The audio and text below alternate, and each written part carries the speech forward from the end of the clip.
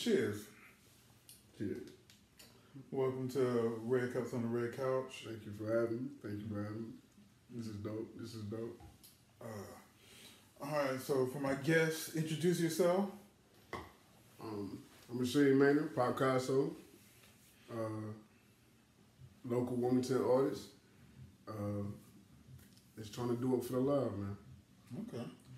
And so first, you got a project that's coming out, but we're gonna work our way up to that. Yep.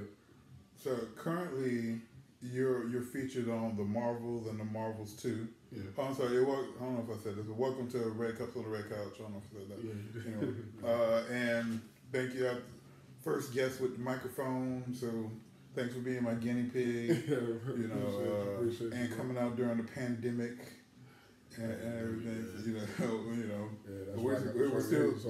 We're practicing social distance. We're apart.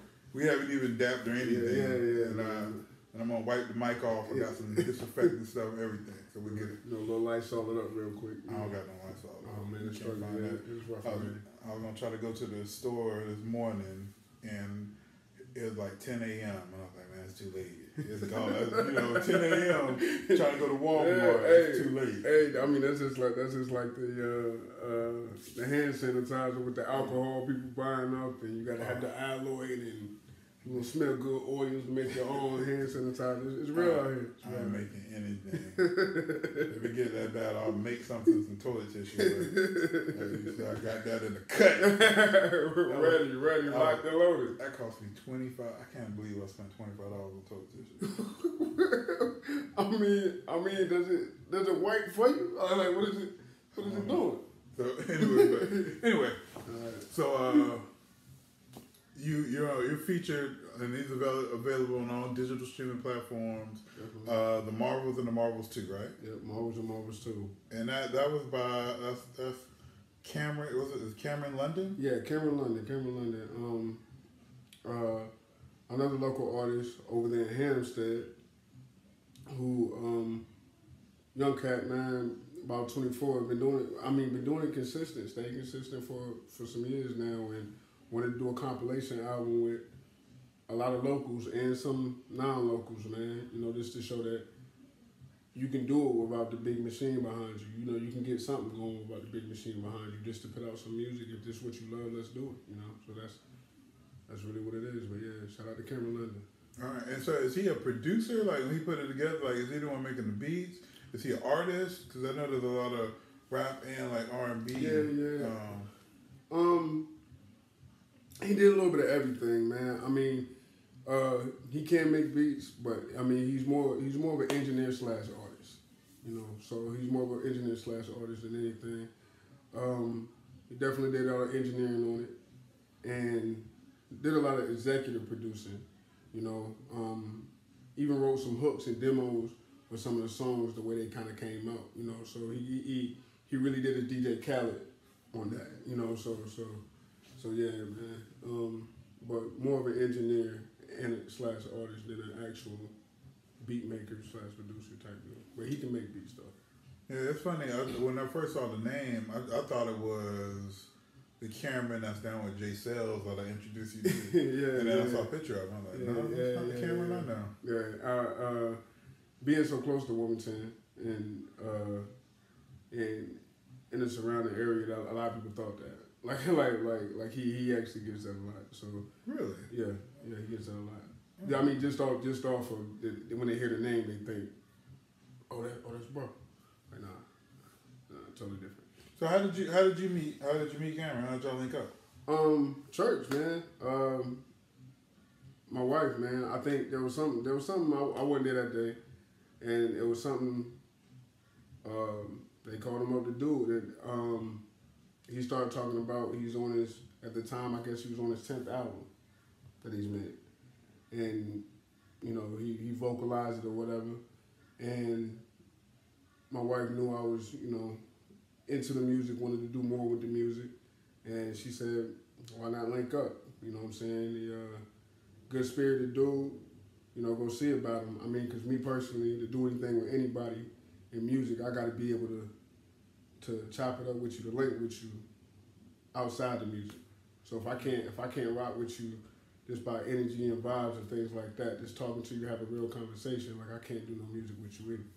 So that was the thing, we really connected. So okay, and like about your and so tell me about the joint Comets. What was the inspiration for Comets? The inspiration behind Comets, man. Shout out to Tone Jones, the producer of the beat. I just heard it, man, and I was inspired.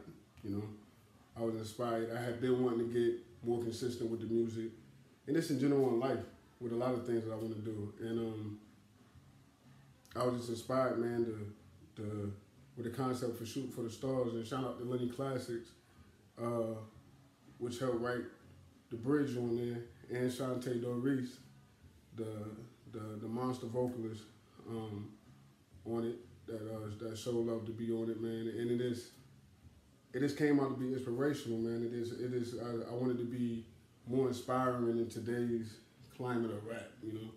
Like I wanted to do something that would motivate people to get up and do. Okay.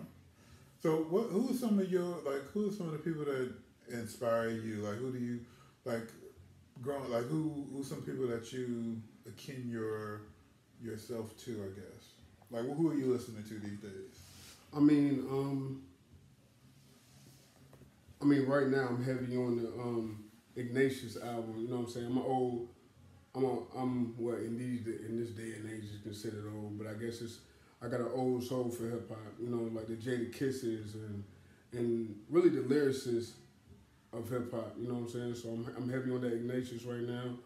That Allegory from Royce da 5'9". Oh yeah, I'm a big fan of that. You know, so you know, stuff like that, man.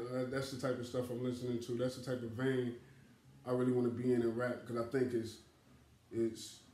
it's been thrown to the back burner a lot. So I like lyricism. I like storytelling. The essence of hip hop. You know what I'm saying? At least that's how I feel it is, man. And that's what I want to embody. So that's the type of stuff that really influences me. You know, new age people like D Smoke, Kendrick Lamar. You know, backpack rappers. I'm with all that. Yeah, you used to a lot of, or at least used to a lot of those dudes from Chicago too. Yeah. This from the grittiness, you know. Like the drill, like I feel like you were kind of early on the whole, not necessarily drill, but like a lot of, I can't even remember the names, but a lot of like, I think G Herbo. G Herbo was a big one. He switched up a lot with the way he's going now, but yeah, he's dating Fabulous daughter now. Yeah. So I mean, he big time. So I mean, but when you really telling stories about where you come from, regardless of what that is, you know, I'm a fan of it. And I was linked up with more of those people from the Chicago scene because, you know, nowadays a lot of the old schools, you know what I'm saying, the hip hop heads like yourself already know where Common came from and Kanye, but you don't get a lot of that out of Chicago, that mainstream wise at least. Yeah. So you know what I'm saying, when you see somebody that's kind of going with that vein and some type of storytelling or lyricism, or you know, just not the regular shoot 'em up, bang bang stuff all the time, I rock with it. Okay. They got substance, so I mess with it. Okay. And another song, I can't, I'm recording with the iPad, so I've got my notes and stuff on it. Yeah. I think it's called Hypnotizing. Yeah, Hypnotizing. And like, is that real stuff, or were you just writing? Because I don't even know do you drink? I mean, no. Oh, yeah, a little. It ain't nothing crazy. It ain't nothing crazy. Nah, it ain't. Kids don't drink. Yeah, definitely not. Red cups, man. Keep it red cups. Keep it toned down. But nah, not like that, man. It was. Is it Hypnotizing? Is that the right song? Yeah, no. Yeah, exactly right song. Nah, it was more of a. It was a lot more metaphorical, like the pill popping and all that. Nah, I'm not with none of that. It was more of it was more of me telling a story in a metaphorical way. I'm being stuck on something that you know that's not good for you, like a female that's not good for you. You know she bad for you, but you can't get away from it. Yeah. And I think everybody has you know, at least most have dealt with a situation where they were in something that they should have left alone, but they kept dealing with it, and it just kind of got worse. So that's kind of what hypnotizing was, man. I got some I had put it out, and from people that know me, they weren't really expecting something like that, and they didn't know how to take it. But I'm still telling my same stories without getting out of my vein. I just want to be able to tell all the stories that tell my life in an interesting way. You know what I'm saying? Without sugarcoating stuff, covering it up, but still not sounding like a goofy, like some type of idiot, and just making whatever type of music. I still want to tell the stories though of everyday life. Okay. So I don't know. I just thought about it, and I didn't check, at least on when I was like looking at the music and stuff online. Do you most importantly, do you use profanity in your music? No, I don't. And on the Marvels, is there any profanity on that? I believe it is, but Cameron doesn't either. You know what I'm saying? That's something that he stands on, that I also stand on. For belief wise, and for just as a lyricist. It's on there, but it's bleeped out. But everybody is able to have their own song and put it out the way they want to put it. But as the whole in Marvels, nah, it's all bleeped out. I don't believe it's me personally. I don't think it's necessary to tell the story. Yeah. You know what I'm saying? The rap, the spit, and if you call yourself an actual MC lyricist, you should have a whole extensive vernacular, if you will. You know what I'm saying? When it comes to really rapping. So you shouldn't need it. You should be able to come up with 1,000 ways to say one thing. Okay. And so I know as a whole, rappers don't like labels. Mm-hmm.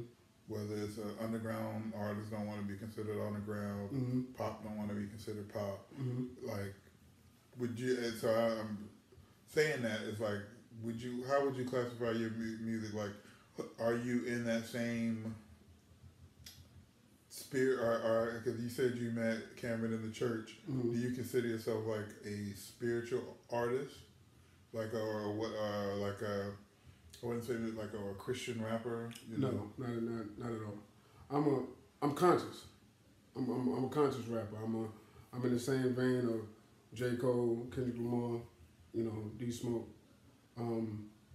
That's the lane I'm in. Christian hip hop, I don't knock it, but I think the community of Christian hip hop will box you in, and if you ever want to express yourself a little bit further, then you can't do that. I don't disrespect my belief in any way. Like I'm still a believer in things like that, but I'm not a Christian hip hop rapper. Like there's 1,000 things I want to talk about because I've been around 1,000 things.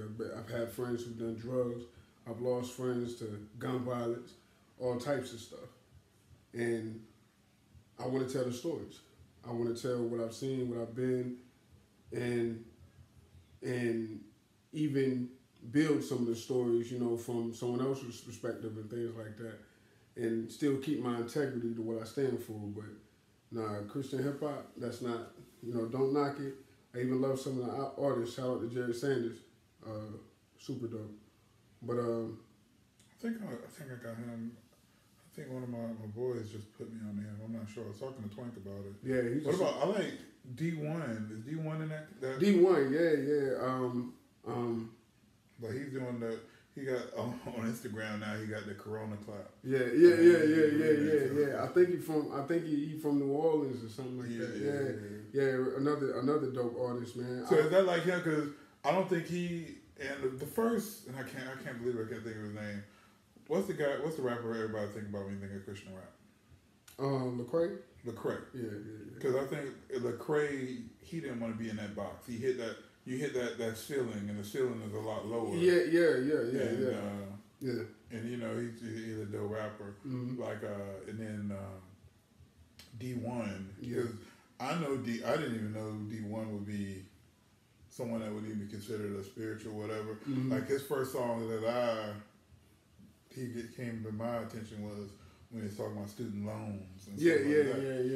yeah. And that's something that everybody can Yeah, everybody relate deals to. with. Yeah, that's what I'm saying. And but yeah, if you put that label on them, you think you're gonna get one thing. Exactly. So, Exactly. You know. And I think that's why even underground, well, people who would be considered underground would be like, nah, you know, if you're an artist, you want to be that person. Yeah, exactly. You know what I'm saying? Because I look at myself as an artist because I want to do so many other things with the music. If it's the telling stories, if it's some type of singing, especially with the auto-tune being pushed into things now, you can do all types of stuff. So I want to do all types of music and all types of content, and you can't really do that in that box like that. They expect you to do one thing and one thing only. It's really across the board. Exactly. Exactly. I mean, I think that's the perfect way to say it. But it's an unnecessary one. It's not necessary. I think they box themselves in so much that they don't get the message that they're trying to send across, because it doesn't reach everybody, because it's not for everybody. Yeah. It's for your particular sect and your group. I'm rocking with everybody who's rocking with me, and if they on some type of path, because I'm on some positive stuff too.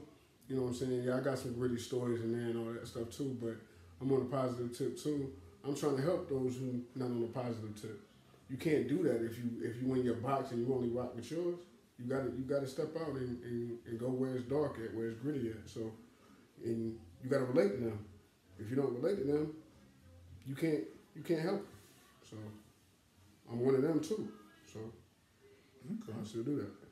So where can people, other than the digital streaming platforms, find you, find Cameron, find the Marvels? Like, where can people they want to what's the social medias and everything? You caught me off guard a little bit. Like, I know mine. Well, what's yours? Yeah. And I mean, I'm pretty sure through you they can find everybody else. You can follow me on all platforms, Twitter and everything. Instagram at PopCasso910. Spell that out for people. That's POPCASSO, Popcasso, like the artist. You know what I'm saying? So you can follow me on all platforms like that. It doesn't change. It's the same. So, and just like bro said, you'll find everybody else connected to me, man. So, Cameron London, 1033. Shantae Doris, at Shantae Doris. You'll find all of us, man. We there. It's Marvel, so. All right. And so, hey, stay tuned. We're just doing part 1. Come back, make sure you check us out. We're going to be talking about Popcasso's new project, and then we're going to have some bonus content after that for the fans. There you go. For just the really nerdy people who,